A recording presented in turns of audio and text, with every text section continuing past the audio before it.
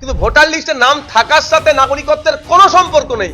এখানকার মানুষ আতঙ্কিত। জানি নির্বাচন কমিশনের কোনো এখতিয়ার নাই এইটা খোঁজা কে ভারতীয়, কে বাংলাদেশি, কে মায়ানমারি, কে আফগানি, এই ধরনের সিটিজেনশিপ খোঁজা।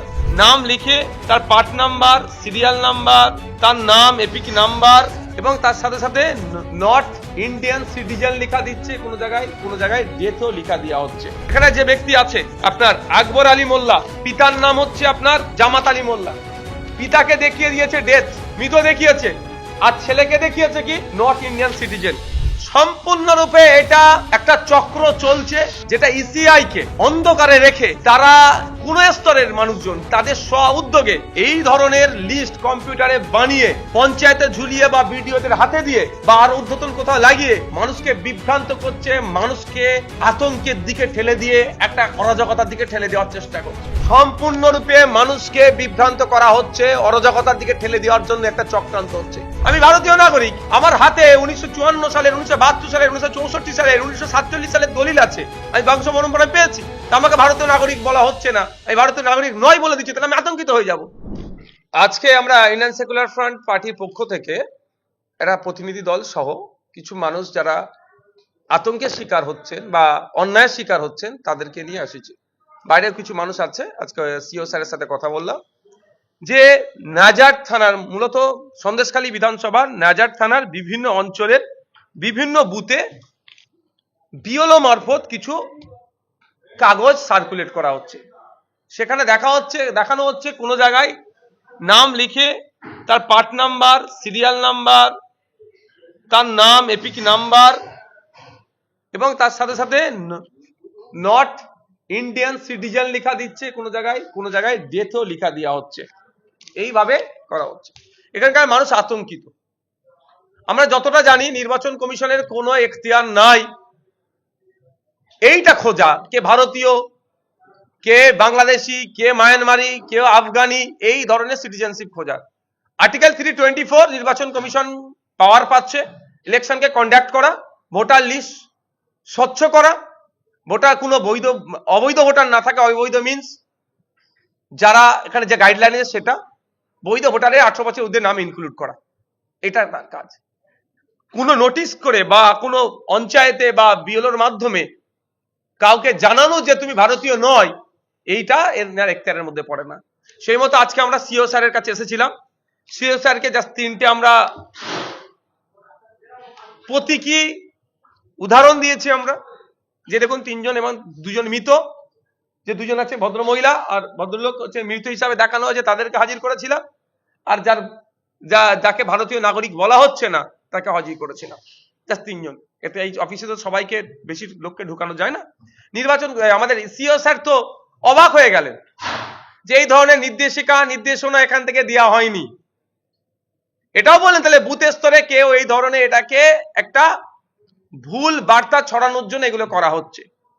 আমরা আবার তার প্রতি উত্তরে আমরা তাদেরকে বললাম যারা এই কাজ করছে তাদের বিরুদ্ধে ব্যবস্থা গ্রহণ করতে হবে। অন্যথায় আমার নামে যদি আমি জীবিত, আমাকে ডেথ বলে ঘোষণা করে দেয়, আমি স্বাভাবিকভাবে আতঙ্কিত হয়ে যাব। আমি ভারতীয় নাগরিক, আমার হাতে 1954 সালের, 1972 সালের, 1964 সালের, 1947 সালের দলিল আছে, আমি বংশ পরম্পরা পেয়েছি। তা আমাকে ভারতীয় নাগরিক বলা হচ্ছে না, আমি ভারতীয় নাগরিক নয় বলে দিচ্ছে, তাহলে আমি আতঙ্কিত হয়ে যাব। এই আতঙ্কিত হয়ে গেলে বিপদগ্রস্ত হয়ে যাচ্ছে, আমি বুঝতে পারছি। এই সুযোগে নিয়ে যদি কেউ খারাপ পথে পরিচালনা করে এটা তো ক্ষতি। তাই এদের ব্যবস্থা গ্রহণ করতে হবে। উনি ডিএম স্যারকে নির্দেশ দিতেন যে এগুলোকে খুঁজে বার করা হোক, কোথায় এইগুলো কি হচ্ছে, এবং তাদের বিরুদ্ধে ব্যবস্থা গ্রহণ করবে। এবং আমরাও বলেছি সহযোগিতার জন্য কোন বুথ, কোন বিএলও, কোন এআরও, তাদের পার্টিকুলারস আমরা নোট করে আমরা সিও স্যারের কাছে পাঠাবো যে এই বুথে আমরা এখন পর্যন্ত খবর পাচ্ছি, বিএলওর নাম, তার কন্ট্যাক্ট নাম্বার, ইআরও বা এইআরও যিনি আছেন তার ডিটেলস আমরা দেব। যতটুকু কথা বলে বুঝতে পারলাম সম্পূর্ণরূপে এটা একটা চক্র চলছে, যেটা ইসিআই কে অন্ধকারে রেখে তারা কোন স্তরের মানুষজন তাদের স্ব উদ্যোগে এই ধরনের লিস্ট কম্পিউটারে বানিয়ে পঞ্চায়েতে ঝুলিয়ে বা বিডিওদের হাতে দিয়ে বা আর ঊর্ধ্বতন কোথাও লাগিয়ে মানুষকে বিভ্রান্ত করছে, মানুষকে আতঙ্কের দিকে ঠেলে দিয়ে একটা অরাজকতার দিকে ঠেলে দেওয়ার চেষ্টা করছে। আমি এটাও রিকোয়েস্ট করেছি স্যার আপনি পুরোপুরি তথ্য নিন, প্রয়োজনে আপনারা প্রেস করুন, আমি যে সাজেস্ট করেছি প্রেস করুন, প্রেস করে মানুষকে আশ্বস্ত করুন। আজকে 3টে মানুষ যখন গিয়েছিল ভিতরে, ইনারা তো ডাইরেক্টলি এফেক্টেড, আমরা ইনডাইরেক্টলি এফেক্টেড। ডাইরেক্টলি যারা, তাদেরকে আশ্বস্ত করেছে এই ধরনের কিছু হবে না, আপনারা নিশ্চিন্তে থাকুন, এ কথা বলেছে। কিন্তু 3 জন আজকে জানতে পারলেন, প্রায় 2500-র অধিক এই ধরনের নোটিশ এসেছে, নোটিশ মিন্স নামের লিস্ট এসেছে, তাদেরকে আশ্বস্ত করার দায়িত্ব ইসিআই এর মধ্যে বর্তাচ্ছে। তা তাদের যেমন যারা আতঙ্কের দিকে, অরাজকতার দিকে ঠেলে দেওয়ার জন্য গাইডলাইনের বাইরে বেরিয়ে এই ধরনের লেখাপত্র দিচ্ছে, তাদের বিরুদ্ধে যেমন ব্যবস্থা গ্রহণ করতে হবে, সাথে সাথে যারা এই ধরনের সাধারণ মানুষকে বিভ্রান্ত করলো, বিভ্রান্ত করার পরে আতঙ্কের দিকে ঠেলে দেওয়ার চেষ্টা করলো, তাদের বিরুদ্ধেও ব্যবস্থা গ্রহণ করতে হবে।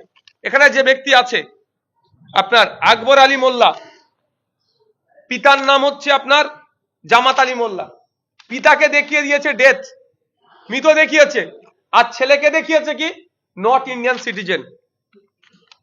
একেও মৃত দেখিয়ে দিতে পারতো না হলে, মানে এর পিতার মাধ্যমে যে লিঙ্কেজ করবে, লিঙ্ক করেছে, সেটাকে উড়িয়ে দেওয়ার চেষ্টা হচ্ছে। কিন্তু ইনার পিতার 2002 এর ভোটার লিস্টে নাম আছে, এসআইআর এর যে লিস্ট দেখুন, জামাত আলী মোল্লা, পিতার নাম ইয়াদ আলী মোল্লা, এপিক নাম্বার সহ সে লিস্টে নাম আছে। সম্পূর্ণরূপে মানুষকে বিভ্রান্ত করা হচ্ছে, অরাজকতার দিকে ঠেলে দেওয়ার জন্য একটা চক্রান্ত হচ্ছে। এই চক্রান্তর হাত থেকে বাংলা শুভবুদ্ধি সম্পূর্ণ মানুষকে বলবো, আপনাদেরকে এগিয়ে আসতে হবে। স্বচ্ছ ভোটার লিস্টের পক্ষে আইএসএফ, স্বচ্ছতার নামে যেগুলো হচ্ছে এগুলোকে কোনোভাবেই মেনে নেওয়া যায় না। যদি সেটা সিও স্যারের এন্ড থেকে হয়, সিও স্যারের বিরুদ্ধে আমরা আইনত ব্যবস্থা গ্রহণ করব। আর যারা ইলেকশন কমিশনের অফিসার সেজে বিভিন্ন স্তর থেকে করার চেষ্টা করছে, তাহলে সিও স্যারের উচিত হবে তাদের বিরুদ্ধে আইনত ব্যবস্থা গ্রহণ করা, এই সমস্যার সমাধান করা। ভদ্রমহিলার নাম হচ্ছে আপনার আঞ্জা বিবি মোল্লা। ইনার আমি আপনার কি বলে 2002 এর ভোটার লিস্টের ডিটেইলসটা আমি বলে দিচ্ছি আপনার। আঞ্জা বিবি মোল্লা কোথায়, স্বামীর নামটা কোথায়, কত নম্বরে আছে? আচ্ছা এখানে আমি বলে দিচ্ছি, এখানে বলে দিচ্ছি আমি, পার্ট নাম্বার আমি বলে দিচ্ছি। এখানে অংশ নাম্বার হচ্ছে পার্ট নাম্বার 62, সিরিয়াল নাম্বার 282, বিধানসভা ক্ষেত্র নাম্বার আপনার 98, 282 নম্বর সিরিয়াল।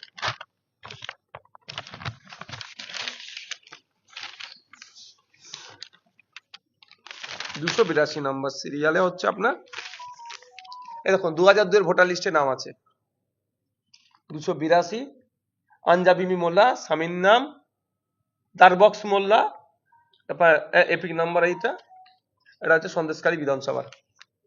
কিন্তু উনি জীবিত আছেন, ওনাকে মৃত দেখানো হয়েছে। আপনি যদি ওনার যা ডকুমেন্টস আছে এখন ওনার হচ্ছে এসপিএইচএইচ, রেশন কার্ড থেকে শুরু করে যত রকমের ডকুমেন্টস আছে, গ্রামের মানুষ যতটুকু কালেক্ট করতে পেরেছে সেটা নিয়ে উপস্থিত হয়েছে।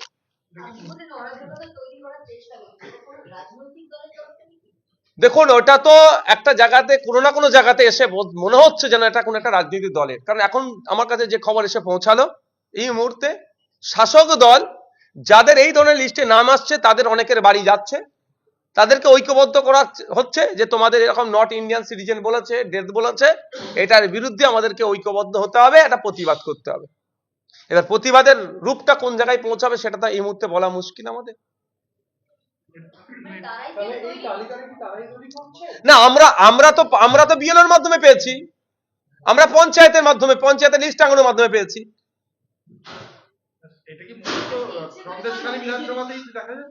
এখন পর্যন্ত সন্দেশখালী বিধানসভা থেকে আমরা খবর পেয়েছি, হয়তো মানে এটা হেভি অংশের প্রায় 2500-এর ঊর্ধ্বে, সেই জন্য হয়তো এখানে এই ঘটনাটা বেশি এক্সপোজ হয়েছে। অন্যান্য জায়গায় কি হচ্ছে এই মুহূর্তে বলা দুষ্কর, তবে শুরুতেই যখন আমরা পেয়েছি এটাকে অঙ্কুরেই বিনষ্ট করতে হবে, কারণ এমনি মানুষ আজকে আতঙ্কিত, তার ভোটার লিস্টে নাম থাকবে কি থাকবে না, এইটা যখন আতঙ্কিত, তারপরে বলা হচ্ছে তোমার নাগরিকত্ব থাকবে না। কিন্তু ভোটার লিস্টে নাম থাকার সাথে নাগরিকত্বের কোনো সম্পর্ক নেই। যারা রাজনৈতিক, আমাদের মধ্যে যারা রাজনৈতিক দল করে, তারা একবারের জন্য বলছে না, মানুষকে বিভ্রান্ত করছে, তাহলে মানুষ স্বাভাবিকভাবে ভীতস্ত। তারপরে যদি তার সরাসরি চলে আসে নট ইন্ডিয়ান সিটিজেন, তাহলে তো তাকে আরো বেশি আতঙ্কিত করা হচ্ছে। তাহলে কোনো শাসক দলের তরফ থেকে কি এই লিস্টটা বের করা হচ্ছে, এই ধরনের বিভ্রান্তি তৈরি করা? দেখুন, শাসক দলের তরফ থেকে বার হচ্ছে কি আমি বলতে পারবো না, কিন্তু আমার হাতে আমি পেয়েছি ইনফরমেশন। আমি মিন্স হচ্ছে আমি জামাত আলী মোল্লা, যদি বলি জামাত আলী মোল্লা, আমি ইনফরমেশন পাচ্ছি আমার বিএলওর মাধ্যমে। বিএলও জানিয়েছে তো তোমাকে, কে বলেছে? বিএলওর মাধ্যমে জানিয়েছে যে আমি মানে ভারতীয় নয়, নাকে বলা হচ্ছে বিএলওর মাধ্যমে। কি করতে হবে? কাগজপত্র নিয়ে ওপরে যাও, হয়ে যেতে পারে। মানে এই যে কেন যাবে নোটিশ ছাড়া, কেন যাবে? আজকে স্যারকে প্রশ্ন করছি, স্যার আমার সাথে এগ্রি হয়েছে যে যা নোটিশ আসবে না সে বিনা নোটিশে কেন যাবে। তাহলে এখানে কোন একটা জায়গা থেকে মনে হচ্ছে যেন এটা অরাজকতা তৈরি হতে পারে, অথবা আপনার এই ইসিআই সম্পর্কে বা এই যে প্রসিডিওর চলছে এই সম্পর্কে একটা খারাপ ধারণা তৈরি হতে পারে, বা যে আতঙ্কে মানুষ আছে আতঙ্কে আরো ঘিডাল্লা হতে পারে। নির্বাচন কমিশনের সঙ্গে আপনি কথা বললেন, আপনি বললেন যে নির্বাচন কমিশন বলছেন জানেই না, নির্বাচন কমিশনের আন্ডারেই তো বিএলও। সেটা তো প্রশ্ন আমার। সাথে সাথে তিনি ডিএম এর সাথে কন্ট্যাক্ট করছেন, ডিএও যিনি ডিস্ট্রিক্ট ইলেকট্রাল অফিসার, তিনি এটাকে রিপোর্ট নিয়ে দেবেন। রিপোর্ট নিয়ে দেওয়ার পরিপ্রেক্ষিতে আইনত ব্যবস্থা গ্রহণের কথা বলেছি।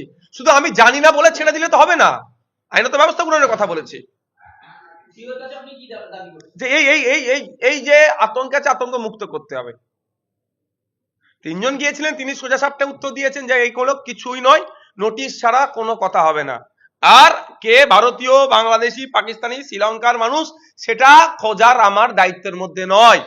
যেমন আমার রাস্তাঘাট, হসপিটাল তৈরি করা নির্বাচন কমিশনের দায়িত্বের মধ্যে পড়ছে না, এটা আমার দায়িত্বের মধ্যে পড়ছে না। যে ভারত নাগরিকত্ব যাচাই বাছাইয়ের কাজ হবে মিনিস্ট্রি অফ হোম অ্যাফেয়ার্স এর কাজ, ভারত সরকারের। একটা বিষয় বলুন, এই যারা ব্যক্তিরা আছে এনারা কি কোনো শুনানি নোটিশ পেয়েছেন? তার মধ্যে দুজন শুনানি নোটিশ পেয়েছিলেন, তো তার কারণও দর্শানো ছিল যে এই কারণে, কারণ ইনার হচ্ছে ইনার আপনার 15 বছরের কম বেশি এজ গ্যাপের ছিল, ভদ্রমহিলার এজ গ্যাপের জন্য শুনানি নোটিশ পেয়েছিল। তিনি গিয়ে যথারীতি প্রমাণপত্র সব দিয়ে চলে এসছে। বিএলওকে জিজ্ঞেস করা হলে তার কি উত্তর? ওপর থেকে এসেছে, তিনিও যথারীতি মধ্যে কথা বিএল এর উপরে নিশ্চিত ভাই ইআরও আছে, এই আরও আছে, তারা রেসপন্সিবিলিটি নিতে হবে তাদের। এক্স্যাক্টলি ওটাই বলার প্রশ্ন, যে ইনাকে নোটিশ করা হয়েছিল 15 জানুয়ারি, ইনি নোটিশে অ্যাপিয়ার হয়েছিলেন। অ্যাপিয়ার হওয়ার পরে ইনি এনার উপযুক্ত ডকুমেন্টস দিয়ে ইনি সাটিসফাইড করেছেন, যেটা বক্তব্য। কিন্তু আজকে নতুন একটা লিস্ট মার্কেটে চালাচ্ছে তারা, যে লিস্টে বেশ কয়েকটা দিন ধরেই যেখানে ইনাকে মৃত বলে দেখানো হচ্ছে। শুধু তাই নয়, আপনি অবাক হবেন, একজনকে ডেকেছে, আপনি বাইরে গেলে আমি দেখিয়ে দিতে পারবো তাদেরকে, সবাইকে তো এখানে আনা সম্ভব নয়, যে তাকে নোটিশে ডাকা হয়েছে 6 বা ততোধিক তার বেশি ভাই বোন তার আছে, এই মর্মে 9 তারিখে ডাকা হয়েছিল সম্ভবত। সে তার গিয়ে তার প্রমাণপত্র দিয়ে এসেছে যে আমি আমার পিতার পুত্র, আমি সম্পর্কে প্রমাণ দেখিয়েছে। তাকে তার আবার এই ধরনের লিস্টে নাম এসেছে, সে ভারতীয় নাগরিক নয়, নট ইন্ডিয়ান সিটিজেন। মানে কারণে ডাকা হয়েছিল 6 বা তার বেশি ভাই বোন, সে টোটাল কারণ উড়িয়ে দিয়ে এখন এই কারণে ডাকা হচ্ছে। এই যে ডাকা হচ্ছে বা এই যে লিস্ট পাবলিশ হচ্ছে, এর সাথে সিও স্যার বলছেন কোনো সম্পর্ক নাই। আর বাস্তবিক অর্থে আমাদের যতটুকু সেন্স আছে সেই সেন্সের বলে বলছি, ভারতীয় এই নাগরিকত্বের যাচাই বাছাই করার কাজ কিন্তু হচ্ছে স্বরাষ্ট্র দপ্তরে, ভারত সরকারের। না আমি